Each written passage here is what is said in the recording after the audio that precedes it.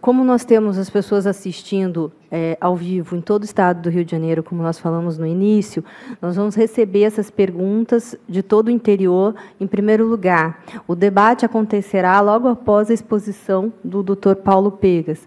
Então, nós vamos fazer a apresentação do Dr. Paulo. As pessoas aqui estão assistindo conosco, aqui, ao vivo mesmo, né?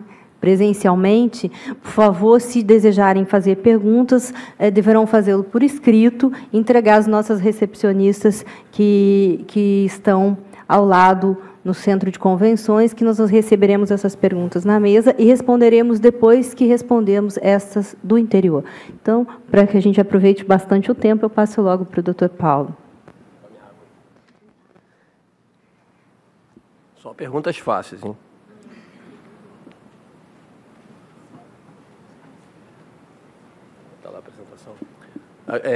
Enquanto a apresentação está entrando, agradeço aí a Chério, né? Falei certo? Quase certo. Pelo pessoal da Firjan aí pelo convite. Esperamos contribuir aí com o evento importante, para a gente conversar um pouquinho sobre as alterações na apuração do RPJ, CSLL, PIS e COFINS, promovidas pela Lei 12973 de 2014. Na verdade, a gente não vai tratar de toda essa parte da modificação, né? Eu vi até a doutora Cláudia falando sobre o AGDESAGE. O AGDESAGE, a princípio, nem abordei aqui, porque vai ser objeto de um outro painel à tarde. Eu tentei fazer uma apresentação complementar à apresentação da doutora Cláudia. Apresentação de contador não tem jeito, tem muito número, né? Apresentação de advogado tem muita lei, contador gosta, adora botar um número na apresentação. Então, eu tenho um monte de débito e crédito aí, mas que eu acho que vão ser importantes para a gente entender e interpretar como vai ser essa integração da contabilidade com o fisco novamente. Aquele casamento que começou lá em 77, né? O casal ficou 30 anos juntos, deu uma separada, não total, mas morando em casas separadas durante o RTT, e agora vai voltar a conviver juntos. Então, vamos ver como é que vai ser isso aí. Alegria, precisamos de alegria. Bom, a apuração do resultado, saiu a emoção ali com a corzinha ruim, mas não tem jeito, a forma de trabalhar o resultado, ela é diferente, né? A contabilidade é emoção, subjetividade. A contabilidade precisa de emoção para trabalhar com o resultado, né? Eu preciso fazer uma provisão para garantia. Eu vendo um bem de consumo durável, eu tenho que ter o reconhecimento dessa garantia no momento da receita. Eu não posso esperar pagar, né? Eu, quando dou aula, brinco com meus alunos quando eles dizem: não chegamos até aqui para isso, para registrar a receita e esquecer uma despesa relevantíssima atrelada a essa receita. Mas eu não sei quanto é que eu vou gastar de conserto durante 1 ano, 2 anos, 3 anos de garantia. Estima. Faz uma estimativa. Não pode ser chute, mas faz uma estimativa. Então, a contabilidade precisa disso. O ajuste a valor presente. Eu vendo a prazo, se eu vendo a prazo para o meu amigo Gerson Stocco, que está ali, para ele pagar daqui a 6 meses, por R$100, e vendo a prazo, meu outro amigo Mário Lúcio, que está ali no cantinho, mas o Mário Lúcio é chato, só quero pagar à vista, eu vou pagar R$90 aqui, me dá um desconto de 10, eu aceito vender para o Mário Lúcio à vista por 90, eu nitidamente estou cobrando juros do Gerson. Então, esses R$10 de juros, a contabilidade tem que registrar como receita financeira, né? Como dizem os advogados, no cotejo entre a venda e o recebimento, né? Nesse período aí eu tenho que distribuir essa receita de juros. Então, a contabilidade precisa da subjetividade, não tem jeito. Senão, ela não vai ser informativa, senão ela vai ser uma peça de ficção, né?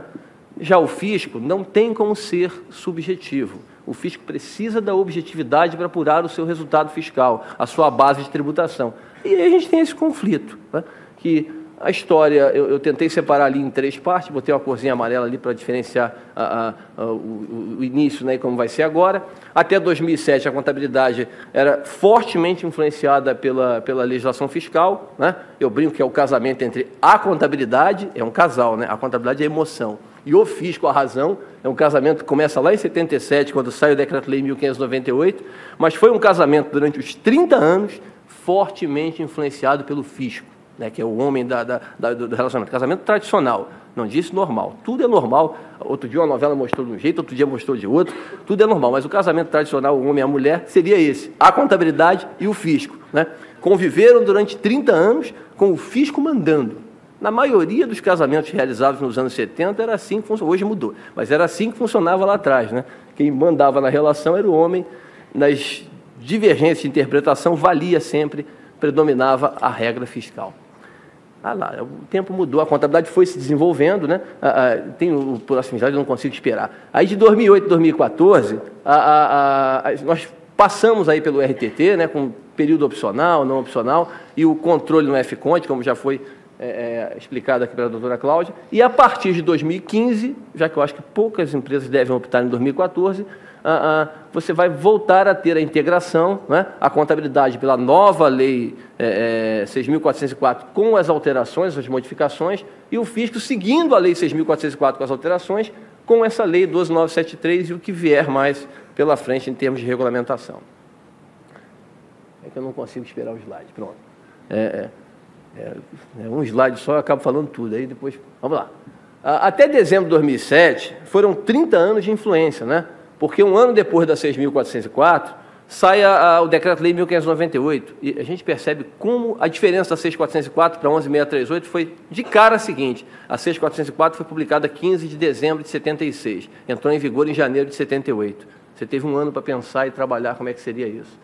A 11.638 foi publicada 2, 3 dias antes do ano acabar, valendo já a partir de 1º de janeiro do ano seguinte. Esses absurdos que a gente não entende, que surpreende até as pessoas que lidam com o assunto, que trabalham com o tema diretamente, como explicou aqui a doutora Cláudia.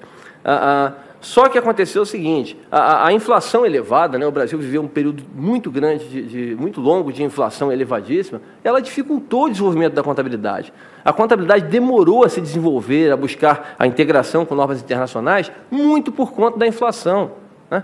O professor Eliseu Martins foi para a CVM, tentou botar a correção monetária integral, mas foi muito difícil conseguir fazer isso. Quando quando diminui, né, o impacto da inflação no dia a dia, no nosso dia a dia, e você tem o fim do registro da correção monetária do balanço, a contabilidade começa um processo de modernização, mas processo brasileiro de modernização, lento, né, vagaroso. O projeto de lei 3741, ele começa a ser trabalhado em 1997, e só é concluído no final do ano 2000, e só vira lei em 2007, porque tinha alguns dispositivos ali que envolviam questões de publicação obrigatória de balanço para todo mundo, aí discute daqui, discute dali, isso só foi transformado em lei 7 anos depois, na 11.638. Eu até digo ali, né, o produto final ou inicial, na verdade a 11.638 não foi o produto final do projeto, foi o produto inicial dessa revolução na contabilidade, que, só um parênteses rapidinho antes de eu passar adiante, revolução na contabilidade, modernização da contabilidade, legal. Nova contabilidade, cuidado com esse... Eu mesmo uso esse termo demais, mas tomo cuidado danado com esse termo. Eu trabalho na instituição de ensino que o pessoal diz assim: não leia nenhum livro de contabilidade antes de 2007, porque ele está desatualizado. Eu não concordo com isso. Tem alguns livros antes de 2007 ótimos para leitura e eu leio até hoje, dependendo do que está escrito, claro. Não adianta eu ler um livro de contabilidade tributária ou do Iguchi, que a legislação vai estar anterior a isso. Agora, na área contábil, tem muitos livros que dizem com brilhantismo a lógica da ciência. A ciência não mudou. Outro dia, o pessoal fala muito, o conceito de ativo mudou porcaria nenhuma. Se você fazia errado antes, não vem dizer que mudou, não. Né? Eu faço a brincadeirinha com sinal de trânsito. Tinha um sinal de trânsito e tinha não tinha radar. Aí todo mundo avançava, era sinal de pedestre. Aí eu avanço sinal por quê? Porque eu parei e todo mundo avançou, pô. Aí eu avanço. Mas você não sabe o conceito de cidadania é você parar no sinal? Sei, aprendi isso desde pequeno e ensino para os meus filhos. Então por que você avançou? Avancei. A gente avança. Eu vou para uma empresa, eu vou para uma usina de açúcar e álcool. Aí eu compro uma moenda para moer a cana. 35 anos de estimativa de vida útil. O engenheiro me fala. Dura 35 anos, depois eu jogo fora, didaticamente. 33 anos e pouco, 34. O que eu deveria fazer na minha contabilidade? O que eu deveria fazer? Lá atrás, a vida toda, agora, antes, sempre. Comprei por mil, deprecio 3% ao ano, 30 mil ao ano, 2.500 ao mês. Né? O que eu deveria fazer naquele sinal de trânsito? Deveria parar. Né? Mas eu avançava.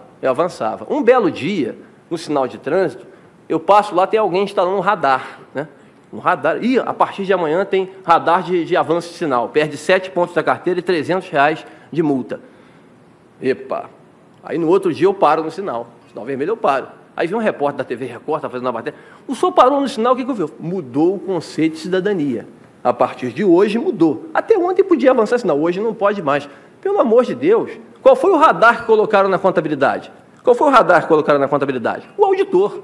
O auditor vai chegar lá, se eu pegar essa moenda e contabilizar como eu sempre fiz, em 10 anos, né, ou no prazo menor, lá, se a depreciação fosse acelerada, em 7 anos, 8 anos, eu mandasse essa moeda para a despesa, zerasse ela na contabilidade, se eu fizer isso hoje, o que o auditor vai fazer comigo? Vai me dar uma ressalva no meu parecer.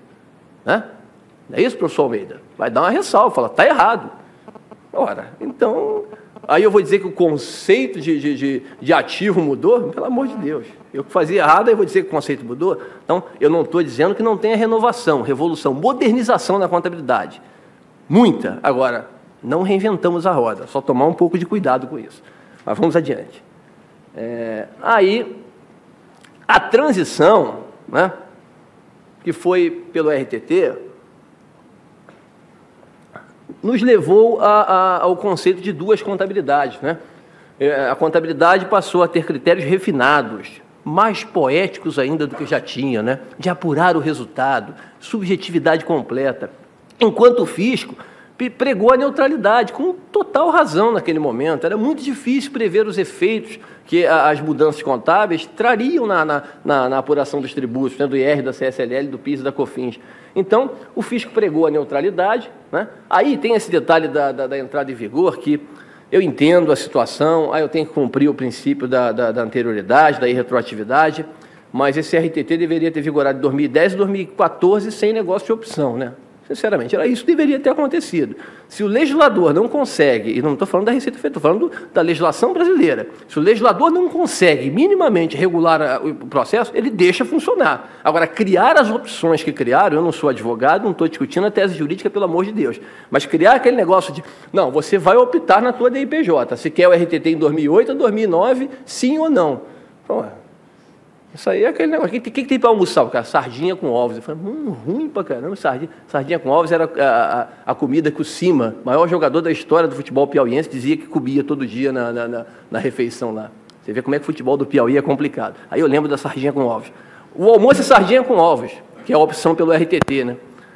Pô, mas tem alguma opção? Tem, sempre uma opção. É um maxixe fritinho com jiló. Eu falei, manda a sardinha com ovos. Quer dizer, você me dá uma opção, que eu só tenho aquela, pô. Qual é a outra? Né? O Botafogo lá, eu boto o Emerson Sheik, qual é a outra opção? É o Yuri Mamute, então deixa o Emerson Sheik. Quer dizer, agora em 2014, 2015, fizeram a mesma coisa, 2013, 2014, né? Sai a MP mudando uma série de regras, o relator entra de férias, só vejo as emendas em janeiro, e o contribuinte é obrigado a se virar para saber se bota para funcionar em 2014 ou não, o cara do sistema reclamando com ele, né? Aí você bota a opção lá, quer comer sardinha com ovos ou maxixe com jiló? Quero comer sardinha com ovos, eu prefiro. É muito mais arriscado, mas é melhor comer isso aqui do que não comer. Esse outro aí é intragável. Quer dizer, dar a opção para o contribuinte de marcar 2014, 2015, pois já em outubro, a DCTF de agosto a gente entrega em outubro, não é isso? Já em outubro, pelo amor de Deus, mas vamos passar isso aí. Desculpem um pequeno momento de revolta. Alegria. Os pontos mais polêmicos do RTT, já retratados aqui pela doutora, tem muito ponto polêmico no RTT. O RTT era uma loucura, né? A gente viajava nesse raciocínio aí. Eu fazia custo arbitrado lá, aquele negócio de tantos por cento do ativo, do valor da venda para registrar o CPV. Né? O maior valor, 70 tantos por cento do estoque. Eu fazia no passado, minha contabilidade era toda desorganizada. Eu dei uma organizada nela agora, mas não é para aplicar a contabilidade antiga? Eu provava que eu fazia isso em 2007, 2006, eu queria aplicar o custo arbitrado no RTT, não é para aplicar tudo que eu fazia antes. Né? O negócio de duas contabilidades, eu até brincava com os alunos, né? Eu falava, olha só, você tem que fazer duas contabilidades, mas o pessoal que a gente contratou é tudo novo, formado agora, está todo mundo atualizado. Ele bota um anúncio no jornal, procuramos contadores desatualizados, que conheçam a legislação até dezembro de 2007. Né? Aquela galera, eu não me modernizei não, até 2006 eu conheço tudo, então traz, vem cá, vem fazer a contabilidade para mim aqui, para eu poder comparar e fazer o cálculo dos tributos. Né? O JCP pago acreditado, qual o PL lucro que a gente vai usar, já foi falado aqui, o resultado, esse do MEP, é terrível isso, terrível. Quer dizer, eu tenho uma controlada, descobri essa controlada, e o PL que ela me mandou é cheio de modernidade na contabilidade, o cara faz a VP, e agora eu teria que fazer mas ele não faz o paralelo, eu teria que ir lá dentro e fazer o paralelo, senão eu não conseguiria fazer o reconhecimento do MEP da forma adequada. Agora, a polêmica maior foi aquela ali, ó, qual lucro líquido seria passível de distribuição de dividendos com isenção para quem recebe. Né? Quando sai aquela IN 1397, né? Aquela IN foi terrível, né? lá de setembro, a gente faz até uma brincadeirinha com o negócio do casal, né? Porque o casal, ele não se separou em 2007, não. Eles continuaram casados, estão casados até hoje, a contabilidade e o fisco.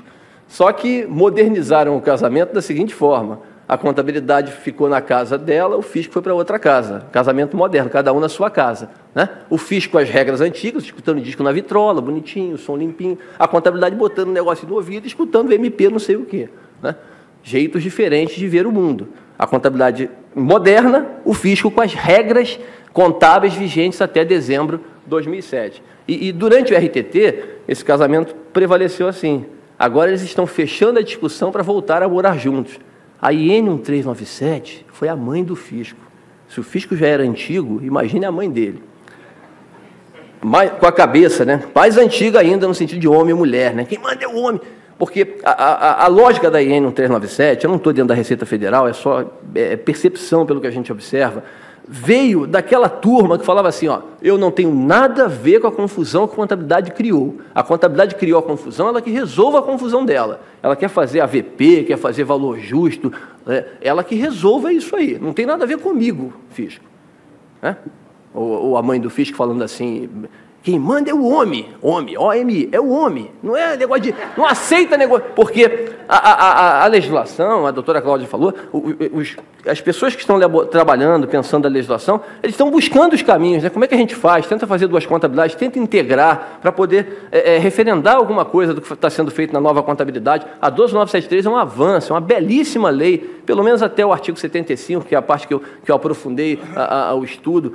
Agora, a lógica da 1397 é o seguinte, faz o que a contabilidade quiser e, para fins fiscais, vai valer a regra que é 2007. Não vai valer novidade, vai ser assim, inclusive na parte de distribuição de lucro, né? Aí, quando veio a MP, esse problema não foi totalmente sanado, né? Vou botar logo tudo. Esse problema não foi completamente sanado, mas eles deixaram a brecha para 2014. Tá? E por causa disso, que eu vou começar a mostrar meus números, né? O contador adora, eu estou vendo um monte de gente rindo aí, porque o contador fala, um monte de débito e crédito, coisa que eu gosto. A gente vai ver como era a contabilidade no RTT e como vai ser agora, né? É legal que a gente que trabalha com aula, você dá uma aula, explica para o cara, isso aqui era o RTT. Eu não quero isso, professor, eu quero entender como é que está na 12973. Eu falei, a mesma coisa. Só muda, né? Em tese, a 12973 referendou o que era feito no RTT. Era assim no RTT, será assim na 12973, com, como é que é o termo que tem ali depois? Com segurança jurídica maior, mais forte. Está no artigo da 12973. Antigamente não, eu tinha que pegar uma lei antiga para tentar adequar e adaptar essa situação. Então vamos ao exemplo. Não gosto de mostrar aqui, porque tem aqui e tem lá. Então cada um vai lendo aí, a gente vai pegando. Dá para ler. Alegria. Compra de veículo, né? Vida útil 6 anos, em janeiro de X1. E aí eu tirei os anos, porque eu botava ano ali, aí começava em 11, acabava em 16, o cara, e aí acabou o RTT, aí deixa X que ninguém sabe que ano é. Então, compramos em janeiro de X1 por 2.000 à vista. E aí, né, como é que a gente faz agora o tratamento contábil? Eu tenho que pegar um valor, estimar um valor de venda se eu vender esse bem ao final. Eu estimo R$200 ali, estimativa, na hora da entrada. E vou depreciar a diferença, 1.800, né?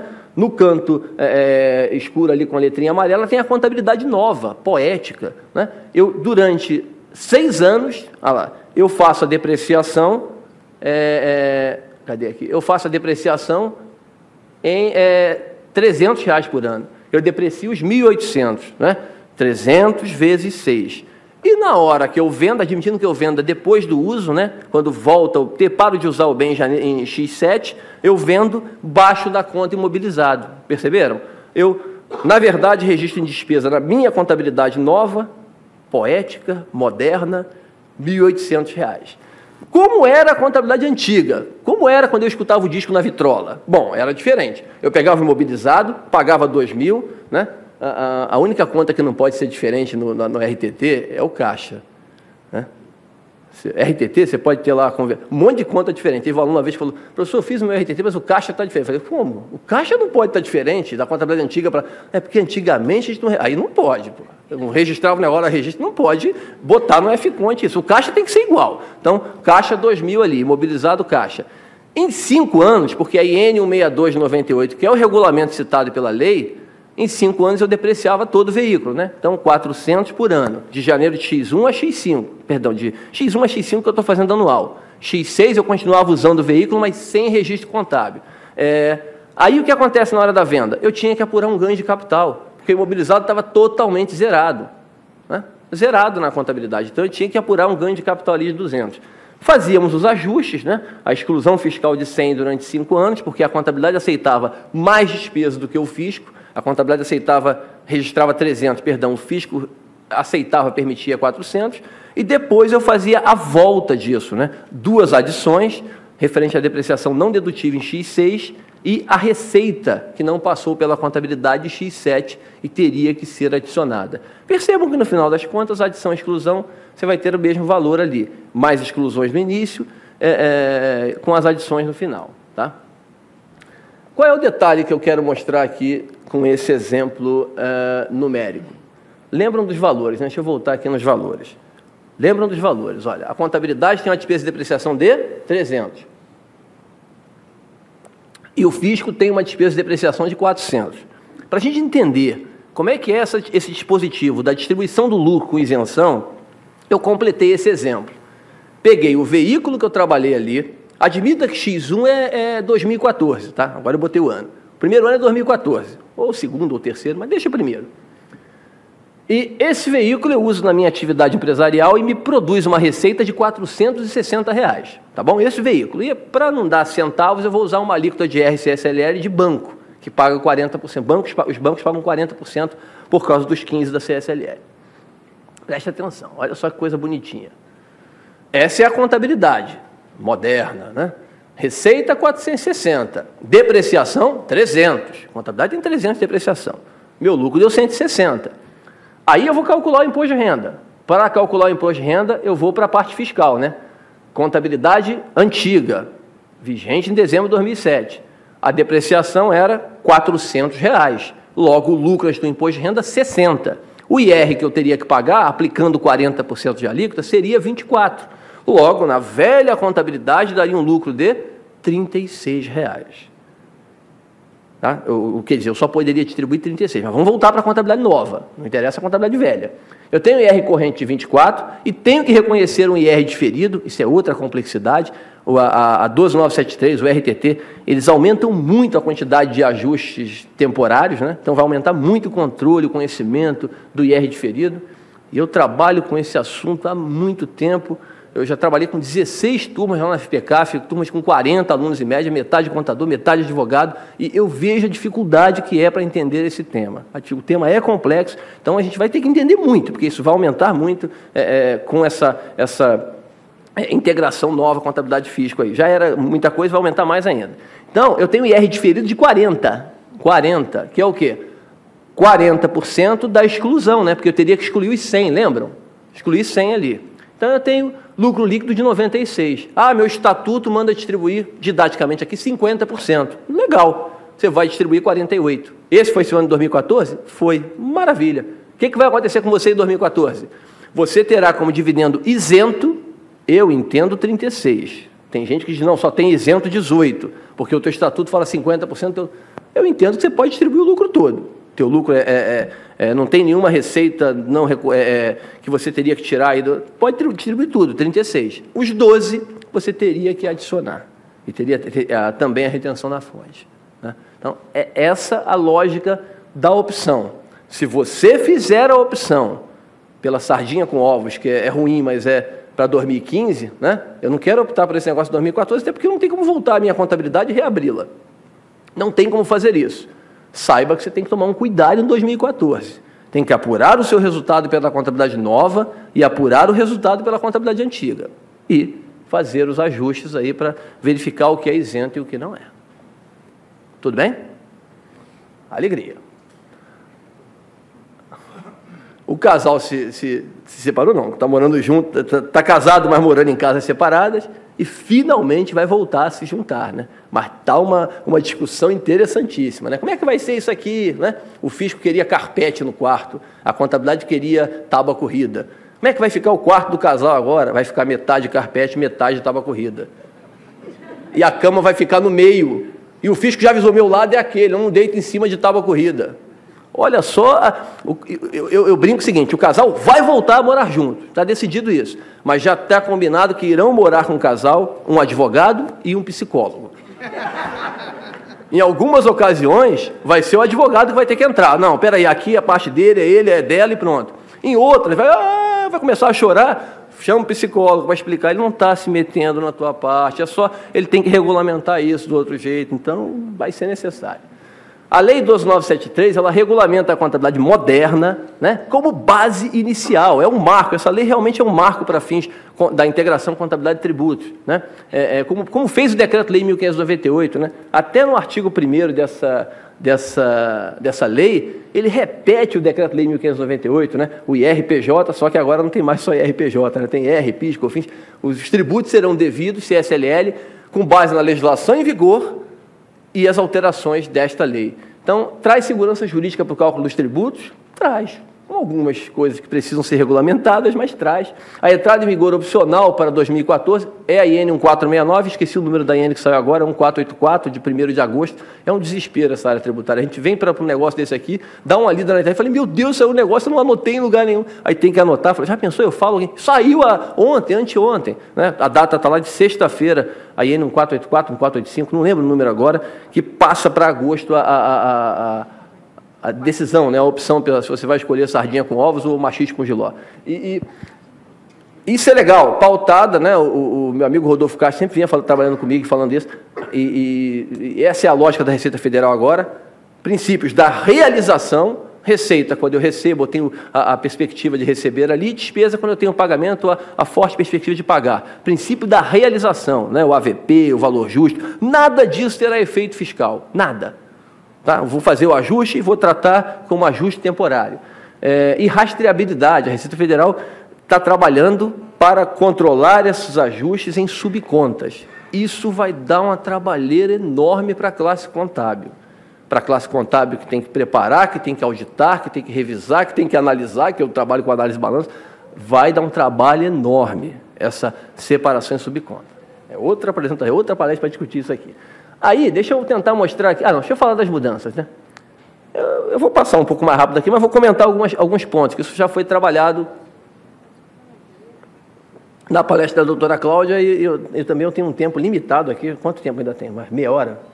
Nossa, não, claro que não. Eu sei, eu não estou brincando, estou brincando. Não, eu estou terminando.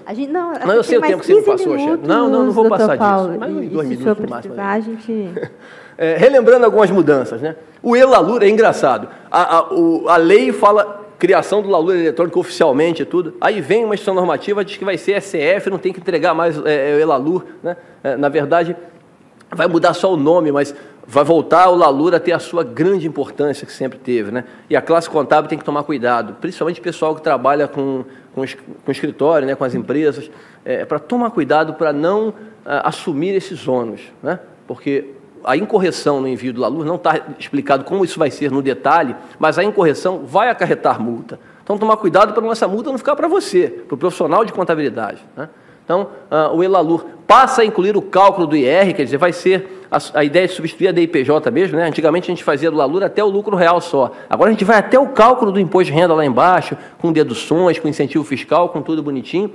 A CSLL também vai estar no e-LALUR, né? O novo conceito de receita bruta, na verdade, novo conceito para tentar uniformizar, que tudo que é lei que saía tinha conceito de receita bruta. Aí uma falava um negócio, outra completava, outra escapava uma besteirinha aqui. Agora ficou claro lá, ICMS, CT e IPI ficam de fora, o ICMS e o ISS estão embutidos ali na receita. O ajuste a valor presente não vai ser considerado de forma alguma. O problema é que lei, você escreve de um jeito e quem lê, então vai ter efeito. Não vai, o que ele quer dizer é que o valor que está ali ele vai entrar na base. Você vende por 100, tem 10 de AVP, vai ser 100. Acho que vai ter efeito, vai ser... É que os 10 vão estar incluídos junto com os 90 para chegar aos 100. Então, não vai ter... no conceito de receita bruta, tem só uma coisa importante, que foi o seguinte. Antigamente, você tributava o quê na receita bruta? O cara que era comércio, né, ou indústria, vendedor, revendedor de mercadorias e prestação de serviços. Aí eu vou passar a alugar brinquedo agora. Outro dia deu um jornal da Globo aí que o pessoal está alugando tudo. Vou alugar brinquedo. E eu não pago tributo. Por quê? Sobre a receita. Porque eu não tenho venda, isso, aluguel de brinquedo não é venda e não é serviço. Aí colocar aquele dispositivo lá. Se está no teu contrato social, no teu estatuto, é a tua atividade principal, entra no conceito de receita bruta, independentemente de ser venda ou serviço. Despesa pré-operacional, a contabilidade vem trabalhando em despesa direto, né? Coloca em despesa na hora que você tem, ou pré-industrial, ou de montagem de novas unidades industriais. A legislação tributária permite a exclusão. Ela não manda você botar no ativo. Não precisa chamar o psicólogo nem o advogado. Ela deixa você colocar em despesa, mas permite que você manda você adicionar essa despesa e posteriormente fazer a exclusão em 5 anos, né? O intangível passa a ser dedutível, né? O grupo intangível ficava no limbo ali, não tinha na legislação anterior. Agora está claro, é dedutível a amortização desse intangível. A legislação não citou o prazo, então entendo que vai ser o período que você, na empresa, fizer essa amortização. A depreciação dedutível é definida pela Receita Federal do Brasil, né? Como era no RTT, a Lei 4.506 foi levemente modificada para permitir a exclusão, sinceramente, com 300 anos de atraso. Isso era para ser assim desde 77, 78, desde quando saiu o começo da integração da contabilidade. Faz a depreciação que você quiser aí, e para fins fiscais você considera esse prazo. Mas agora, com tantos anos de atraso, vai ficar oficialmente definido assim. Um detalhe pequenino, que as indústrias têm muito, que é a depreciação acelerada incentivada, né? Aquela que você usa 2 turnos, 3 turnos, você depreciava mais. Isso é uma lei de 1958, me foge o número agora, e essa lei de 58 diz que você tem que contabilizar a depreciação acelerada pelo uso em despesa. No RTT eu conseguia fugir disso. Por quê? Eu invocava o RTT. Estou aplicando a lei antiga. Não faço mais agora, mas fazia antes. Com a 12.973, morre essa depreciação acelerada incentivada. A incentivada não, perdão. Depreciação acelerada pelo uso, a incentivada continua. Mas essa pelo uso morre, porque eu não vou contabilizar mais, a não ser que eu faça a contabilidade errada, né? E aí o problema é a situação com a auditoria, né? Mas é até uma dúvida, se eu fizer errado, não sei, acho que se o auditor não tiver auditor, não sei como é que você fica para fins fiscais. Não tem auditor, não tem banco para me encher o saco, eu vou fazer errado. Estou falando para fazer isso não, hein? Pagamento baseado em ações, que era uma situação que a contabilidade antes não tratava, porque isso era do dono, né? Do sócio, do acionista da empresa, que emitia ações, cotas ali. Agora, esse tipo de situação vai ser dedutível, mas somente na quitação, princípio da realização. O valor registrado em despesa até R$ 1.200, ele passa a ser dedutível, lembrando sempre que a empresa, se tiver prazo menor, a contabilidade permite que faça o registro no imobilizado. Por exemplo, tem depreciação em 9 meses. Se eu sou companhia aberta, eu tenho que fazer isso no imobilizado. Aí, prazo menor que 1 ano, a legislação diz que menos que 1 ano, ou até 1.200, você bota para despesa direta dedutível. Tudo bem para fins fiscais. Agora, na contabilidade, eu posso continuar controlando no imobilizado e fazendo as devidas adições e exclusões, né? Chamamos o psicólogo e o advogado e resolvemos esse conflito. Não vejo como ter problema nesse sentido aí para poucas empresas que têm essa situação. Os juros sobre capital próprio, nossa, esse vermelho ficou horrível. O JCP, o novo cálculo do JCP dedutível, é novo cálculo porque eles tiraram a conta lucros acumulados. Isso eu achei genial, fantástico, quem pensou esse modelo. Por quê? Acabou a conta lucros acumulados. Acabou nada. A 6.404 não traz mais essa conta, mas eu sou uma empresa limitada, faturo 150 milhões de reais, tenho ativo de 120 milhões, sou grande pra caramba. Quem falou que eu não posso ter a conta de lucros acumulados? O CFC regula a profissão de contador, não regula a minha empresa. O contador vai querer dizer que não pode, mas eu tenho o saldo na conta. Com isso, você praticamente inibe a empresa de continuar mantendo o saldo na conta, porque você diz assim, vai pagar JCP, que é um belo benefício tributário comparado com dividendos, quer pagar JCP? Tire esse negócio de lucros acumulados aqui, bote isso aí pelo menos em reserva de lucros, né? Ele define as contas que integram a base. Agora é interessante que definimos as contas, mas mantemos o lucro acumulado lá atrás para fins do limite de dedução de 50%, né? Que é 50% da reserva de lucros mais lucros acumulados. Coisinhas que a gente vai ter que consertar aí com o tempo. O AVP, ajuste a valor presente, né? A avaliação de ativos a valor justo, o impairment, serão ajustados sempre para o tratamento, serão ajustados sempre. Depois eu falo do vermelhinho ali. O que significa isso? O que vai ser ajustado sempre? Não quero, essas situações não causam efeito na tributação, como já foi dito pela doutora Cláudia. O AVP, entrou receita, entrou despesa, não vai ter efeito no resultado. O valor justo não vai ter efeito no resultado. Comprei um terreno por 100, avaliei para 120 no meio do caminho, debitei terreno, creditei receita de valor justo, vendi por 150? Sim. vou ter uma receita tributável de 50 na hora da venda. Comprei por 100, vendi por 150. Princípio da realização. Com um controle na subconta ali, que é a rastreabilidade, eu vou excluir essa receita que contabilizei no início e depois adiciono na hora da venda. Tranquilo. Não vai ter reflexo qualquer na parte tributável. E a nova contabilidade, atenção com os tributos, com o tratamento contábil dos tributos, eu vou falar já, no próximo slide aí. A nova contabilidade, ela vai regular todos os demais ajustes, né? Porque tinha coisa que a gente tinha dúvida. Por exemplo, quem tem lucro da exploração, aquele cálculo do lucro da exploração, considera a receita financeira pela contabilidade nova ou antiga? Tem diferença, né? As doações não dedutíveis, por exemplo, as doações dedutíveis, né? 2% do lucro operacional, agora vale o contábil. Tem uma outra dúvida aí, qual o contábil? Tem uma outra dúvida, qual o contábil que vale? Você pega 6.404, o lucro operacional é depois da despesa financeira, por exemplo. Pega o CPC 26, o pronunciamento 26, ele diz que a despesa financeira vem depois. Entendo que eu vou aplicar a lei, mas isso precisa ficar totalmente claro, porque tem normas regulando as companhias abertas, por exemplo, que confirmam lá o pronunciamento 26, por exemplo. Tá? MEP, tudo vai valer a contabilidade moderna, nova. Tá? E aí deixa eu mostrar um exemplo numérico aqui. Uns 10 minutos dá tempo de eu terminar esse negócio. Alegria. Venda a prazo em 30 de abril, aquela venda que eu fiz para o Gerson lá. O Gerson me pagou, comprou um negócio por 1.000 e me dá um cheque pré-datado para 30 de dezembro de X1, né? 900 é o valor presente, porque o danado do Mário Lúcio, chato pra caramba, pediu o preço à vista e eu dei 900 de desconto para ele. Então o valor presente é 900. Como é que eu vou trabalhar a contabilidade aqui?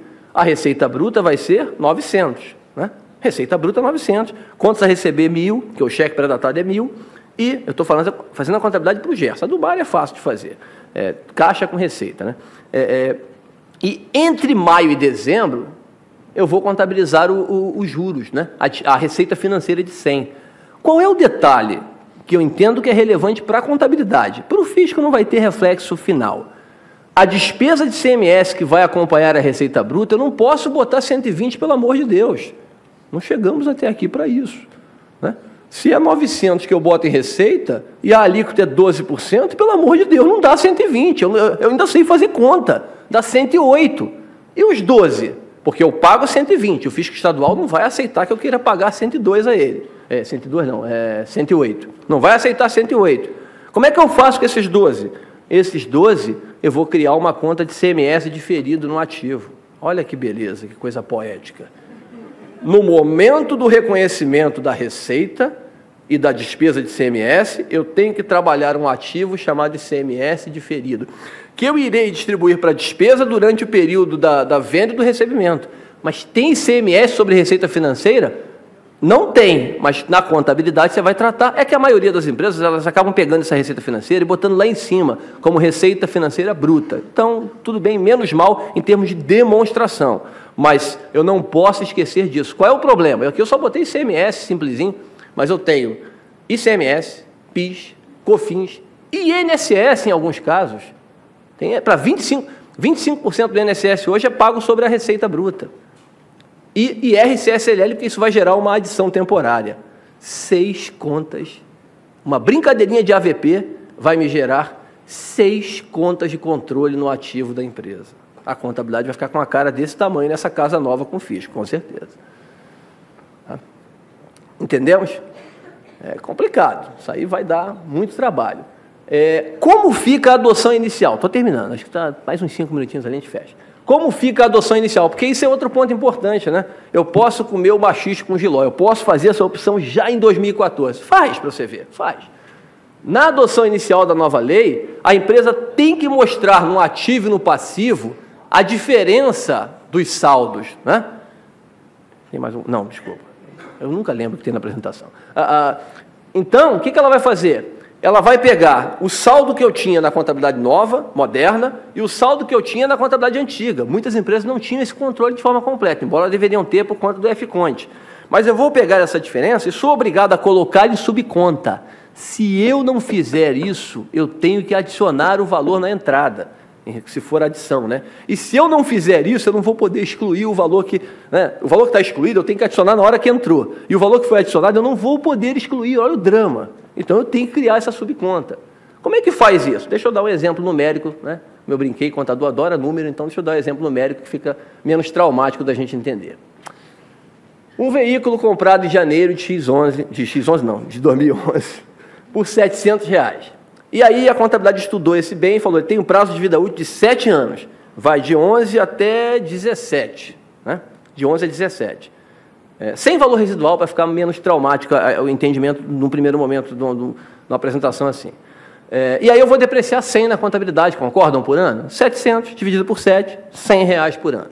Maravilha. É isso que eu vou botar cada ano na escrituração contábil. Mais dedutível pelo fisco em 5 anos. Né? O RTT falava isso e a 12973 ratifica no artigo 40 lá. Eu deduzo 140, porque a IN 162 fala 5 anos esse tipo de veículo. Em 31 de dezembro de 2014, quer dizer, a cada ano eu fiz o quê, gente? Exclusões de 40. 11, 12, 13, 14, 4 exclusões de 40.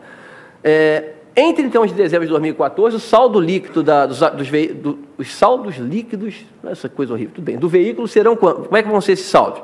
A contabilidade moderna tem 300, faltam 3 anos para depreciar, é isso? A contabilidade antiga, só falta um ano, pô. Só falta um ano, 140. Eu tenho uma diferença de 160. Eu pego este valor, transfiro da conta de veículo, eu que não estou usando depreciação acumulada, mas eu vou transferir do veículo por uma conta veículo adoção inicial, R$160. Preste atenção, não terminou não. O que eu faço com esse 160? O que eu faço com esse 160?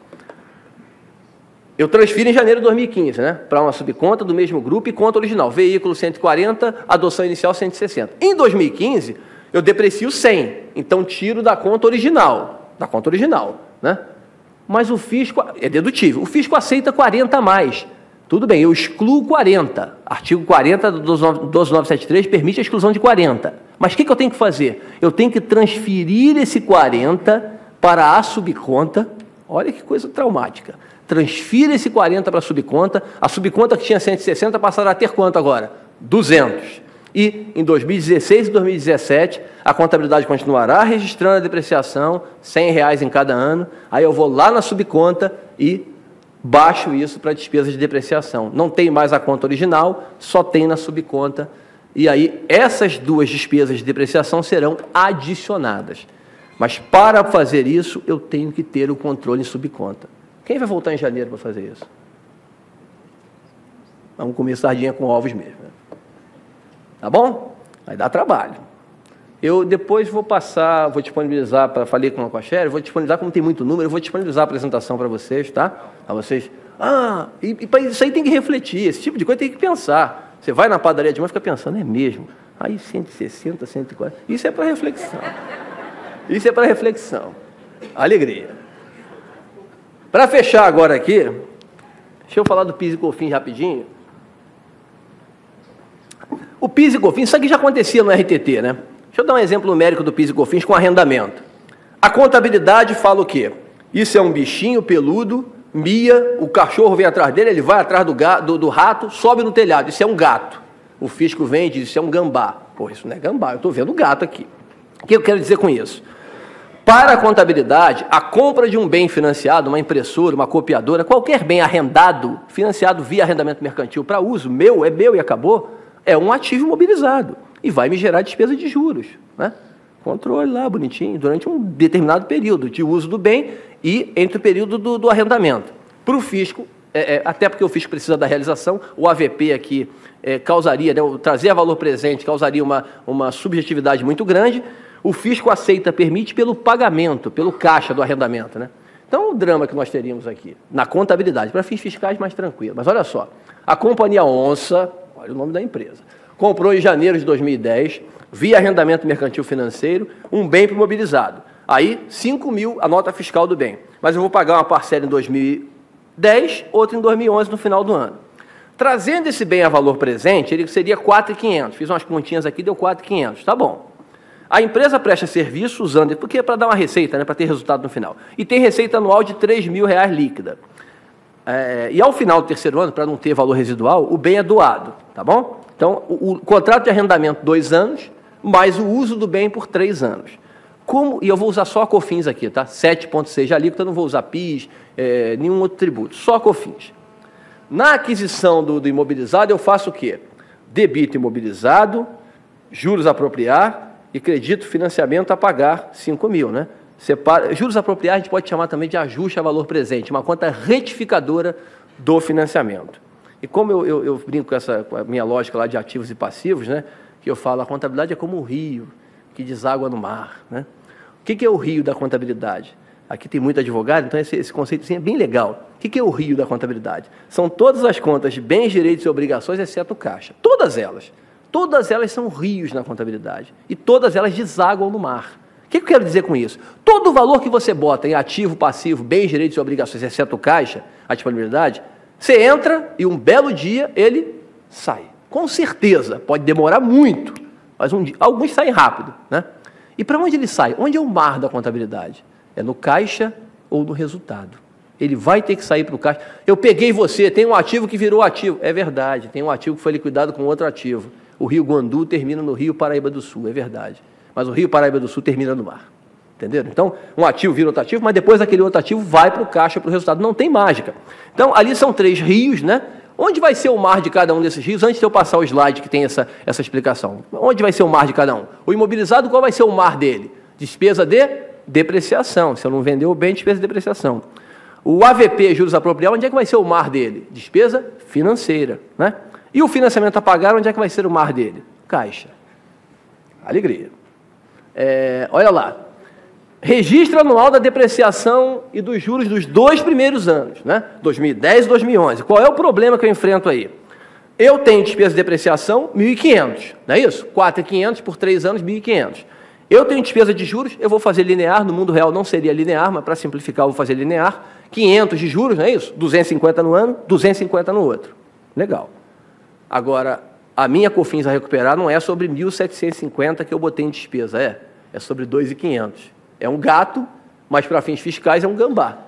Para fins fiscais, eu tomo crédito de 2.500. Então, eu tenho COFINS a recuperar de 190, que seria 7,6 de 2.500. E eu tenho que baixar as duas contas. Se eu baixar 190 da despesa de juros e da despesa de depreciação, eu vou fazer errado, e vou aumentar a minha base tributável do IRPJ da CSLL. Eu tenho que separar esse negócio. Então, eu tiro da despesa de depreciação e dos juros só a parte que lhes cabe ali.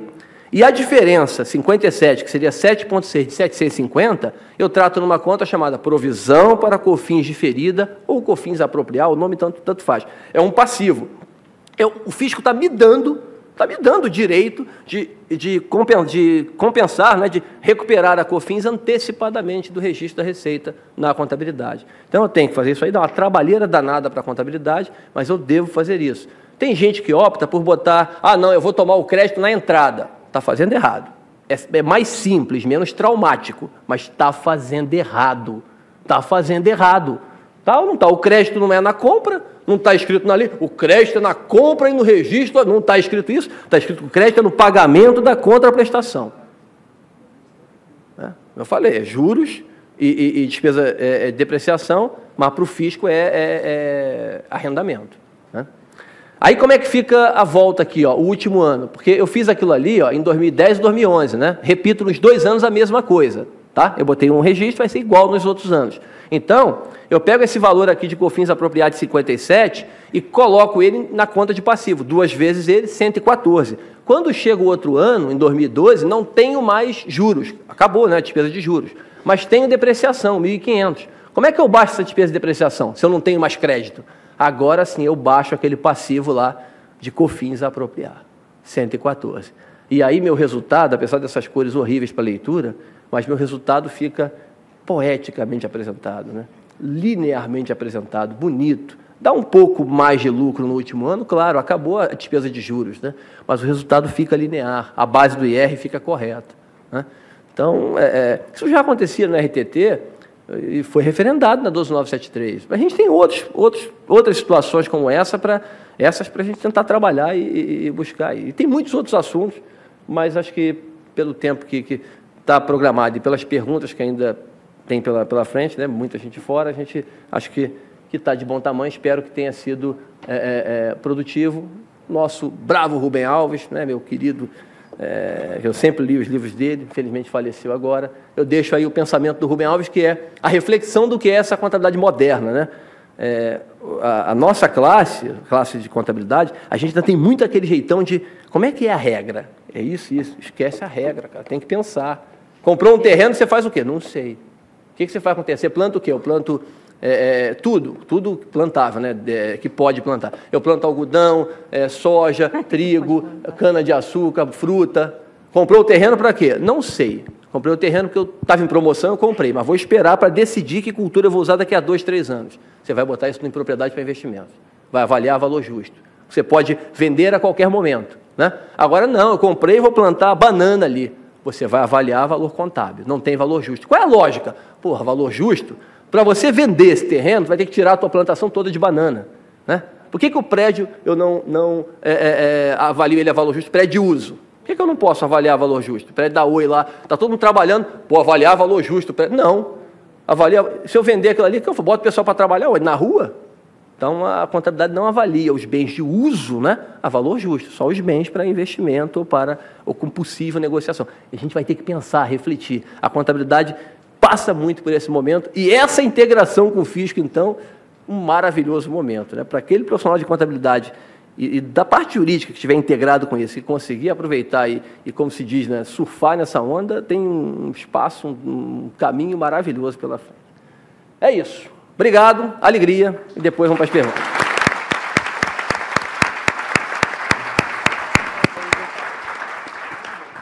Agradecer muito e também ao doutor Paulo Pegas, que é professor e mostrou aqui, né, com muita proficiência, que conhece a matéria e soube ser poeta nessa matéria, nessa matéria tão difícil para todos nós. Agradecer à doutora Márcia do CRC, que está aqui representando o CRC e que nos indicou também o doutor Paulo. Muito obrigada, doutora Márcia. Realmente a indicação foi excelente. Tanto a doutora Cláudia, da Receita Federal do Brasil, como o doutor Paulo, já nos avisaram que nós podemos disponibilizar as apresentações. Então, portanto, a partir de amanhã, elas estarão disponíveis no site do Sistema FIJAN e a Comissão de Assuntos Tributários da OAB também disponibilizará aos advogados. Só para que a gente possa ter uma ideia do nosso público, até para os futuros eventos, aqueles que são empresários ou empresárias, poderiam, por favor, levantar a mão? A doutora Cláudia tem mais algumas perguntas que ela responderá na sequência, assim como o doutor Paulo. Bom dia. Bom dia. Com quem a gente fala? É o Dinei. Odinei, a sua pergunta é para a doutora Cláudia ou para o doutor Paulo? Paulo Henrique. Doutor Paulo, fique à vontade, doutor Odinei. Dinei, meu nome é Dinei, da Companhia de Canetas Compactor. Odinei da Compactor. Pode fazer a pergunta, Dinei. Paulo. O Paulo já está lhe ouvindo. Paulo, a pergunta é a respeito do AVP. Os CPCs estão, o 146, eu não me lembro direito qual o número do CPC, mas diz sobre relevância para chegar à relevância de uma contas a receber, do contas a pagar. E qual é a relevância? 5%, 180 dias, 360 dias? Como a gente avalia isso? Eu só não tenho o nome dele. Dinei da empresa Compactor. Eu vou chamar. Dinei, olha só, é o CPC 00 e ele fala que a contabilidade deve ser pautada, né, pela representação fidedigna e relevância, né? Substituindo meio essência sobre a forma, foi uma revisão feita, que eu até nem gostei muito dessa revisão não, mas a ideia é essa. Você, representação fidedigna, você mostrar o que realmente acontece na empresa. Agora, lógico, se isso for relevante, se justificar esse tipo de coisa. Não tem um padrão completo para você, uma receita, uns 5%, 4%. Cada caso vai ser um caso, né? A Receita Federal, até na legislação em geral, tem umas situações ou outras que eles permitem lá, 5% você pode tornar dedutível, amostra grátis, umas linhas nesse sentido. No campo contábil, o quanto a receber que você se referiu, os exemplos que eu dei aqui foram todos didáticos, numéricos, né? Mas o quanto a receber, você só deve fazer valor presente, a doutora Cláudia até falou, nas operações acima de 12 meses. Acima de 1 ano, transações a receber ou a pagar acima de 1 ano, você tem que reconhecer valor presente pelo dispositivo contábil. Agora, abaixo disso, só se for relevante, né? As empresas reconhecem, eu tenho observado alguns balanços, inclusive de empresas muito grandes, e não tenho visto tanto valor presente lá, né, para o porte da empresa, porque a empresa faz. Os valores que eu tenho visto têm sido muito tímidos, tá? Agora, só realmente na relevância. Se o valor não for relevante, não é que o pessoal da classe contábil, nós, os mais políticos, me recriminam nisso. Eu não consideraria, não trabalharia, porque acho o controle que vai envolver isso aí muito complexo, muito extenso. Mas não tem um percentual, infelizmente, definido 5, 7. Vai depender de cada caso. Tem casos que você controlar o teu IPTU, por exemplo, e distribuir ele em 12 meses como despesa na contabilidade, pode não ter relevância alguma. Mas pode ser um controle tão fácil de fazer, você bota no teu sisteminha ali que você faz. Entendeu? Então, vai depender de cada caso, de cada situação. Muito obrigada, Dinei. Muito obrigada, Nova Iguaçu, pela participação e ao doutor Paulo pela resposta. A gente tem uma outra aqui para o doutor Paulo. Como serão, na prática, as subcontas contábeis previstas na Lei 12.973? A Receita Federal poderia comentar um pouco sobre como será essa questão na prática? Acho que o doutor Paulo pode falar, qualquer coisa a doutora Cláudia complementa. Né? Esse processo de subconta, isso não está totalmente regulamentado na lei, né? Deve sair uma instrução normativa regulamentando, organizando isso. Mas, até eu comentei um pouco ali, se você compra um terreno, por exemplo, um bem para propriedade para investimentos, né? Aí compra por 100, caixa investimentos. Aí você avalia valor justo, 20, né? Receita de 20 e investimento. Você não vai botar isso na mesma conta. A conta original vai permanecer com R$100. Você vai botar numa subconta ao lado dela, o grupo vai ter 120, mas a conta original vai ter 100 e o valor de R$20 vai estar numa subconta. Me corrija se eu estiver errado, doutora Cláudia. Vai estar numa subconta e você vai continuar a sua vida ali, né? Os aumentos ou reduções de valor justo, no caso, valor justo, de valor justo, serão refletidos ali. Um dia eu vendi esse bem por 150.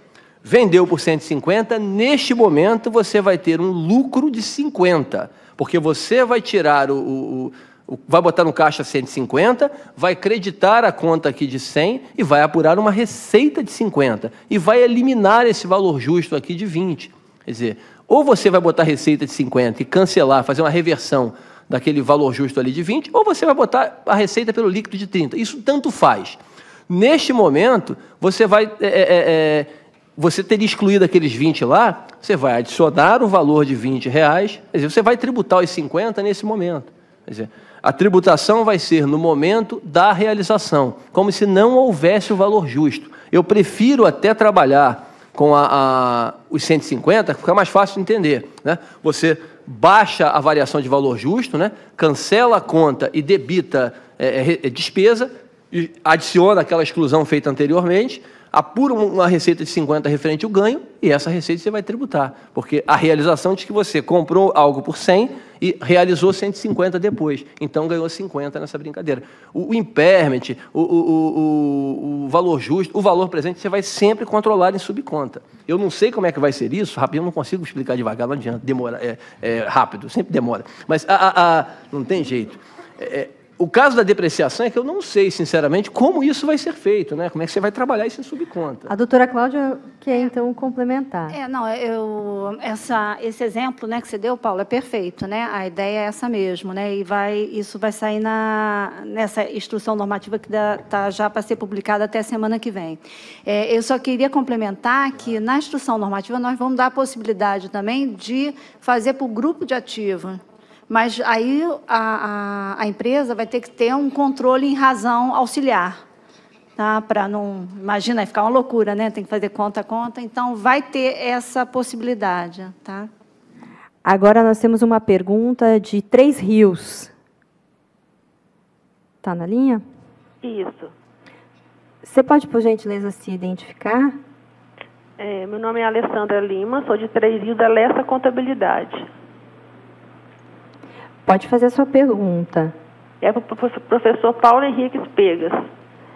Eu queria saber dele, o entendimento dele, se devemos ou não optar pela Lei 12.973 já em 2014.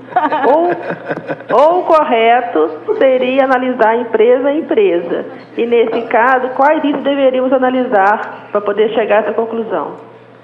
Que pergunta difícil. Não, a pergunta é difícil, mas olha só. Se você não tem qualquer ajuste, ou não tem ajustes significativos entre o que se fazia antes e o que se faz agora, se não há uma diferença na contabilidade, não tem valor presente, não tem impairment, não tem depreciação com taxas diferentes, optar por 2014 é besteira, porque o problema de optar por 2014 é que você vai ter que reabrir teu balanço lá em janeiro. Você viu ali a adoção inicial. Eu dei o exemplo da adoção inicial para 2015. Agora, você teria que ter feito aquilo ali em 2014. Né? Quem é regulado, por exemplo, nem pode fazer isso, porque o balancete já foi para o órgão regulador. E para trocar esses balancetes em alguns órgãos reguladores é muito complicado fazer isso. Então, desculpa, eu troquei o lugar contigo. Então, essa situação não tem resposta. Agora, em uma empresa maior, que você tenha, eu tenho um monte de operações, sinceramente, a opção vai ter que ser 2015. Aí, como é que eu faço com a distribuição? Se você não tem controle, se você não tem as duas contabilidades, recomenda-se cautela. Né? Você pode tentar, pelos ajustes que você vai fazer no LALUR, ter uma noção dessa diferença, entendeu?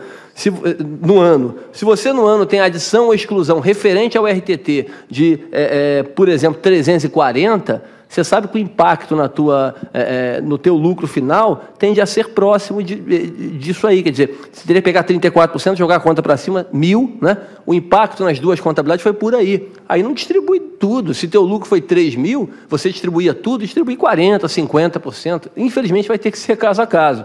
Agora, eu acho pouquíssimo provável, eu não gosto nem de machixe, nem de jiló. Sardinha eu até gosto, mas ovos eu não costumo, mas eu preferia comer a sardinha com ovos. É melhor fazer a opção em 2015 e nas situações em que você tiver diferenças, você tentar verificar isso aí e no último caso até arriscar. Né? Eu distribuo menos juros sobre capital próprio, distribuo... O meu medo maior em 2014 é um só, não é nem a distribuição de lucro, eu acho que não é fácil, mas é menos traumático de apurar. Eu tenho medo da equivalência. A equivalência, sinceramente, eu ainda não consegui estudar os efeitos que podem causar numa empresa. Né? O fato de eu ter uma coligada controlada, fazer a equivalência dela pelo jeitão que ela manda e ela está fazendo a contabilidade toda nova. Eu não sei como é que ficaria essa situação, tenho dúvida. Mas tenho dúvida do impacto disso. Né? Mas o JCP e o lucro, acho que é só questão de distribuir um pouquinho menos por segurança. Né? Mas se não tem qualquer ajuste, opta por 2015, não vai para 2014 não, que eu acho muito arriscado. Doutor Paulo, como serão informados os ajustes na ECF que não possuem correspondência com a contabilidade, como, por exemplo, a tributação do resultado da venda de empreendimentos imobiliários da IN 84?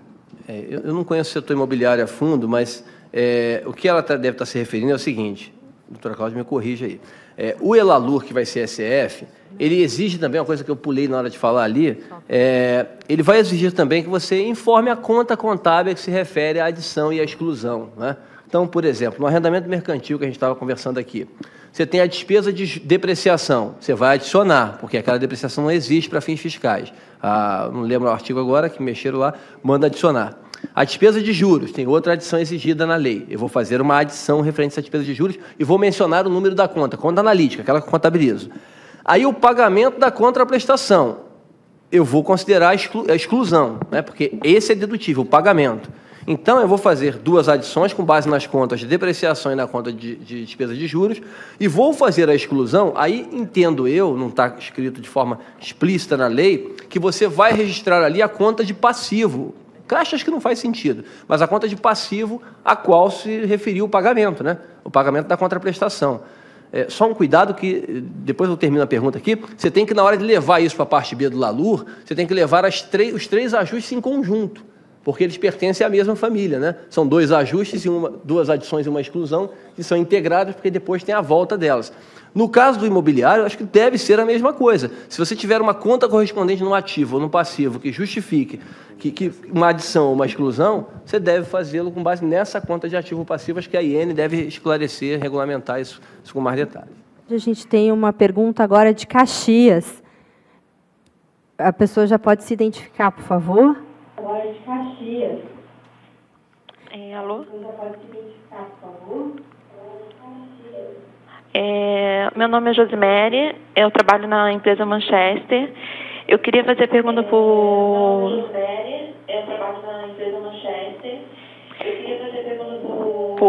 o Paulo Henrique.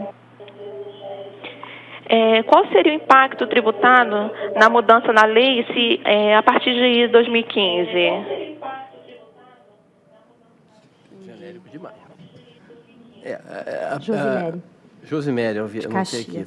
Josimere, o impacto tributário, a mudança a partir de 2015, é aquilo que eu falei, se você não tiver qualquer ajuste diferente, né, qualquer coisa diferente da contabilidade de 2014, a partir de 2015, a melhor escolha realmente é a partir de 2015.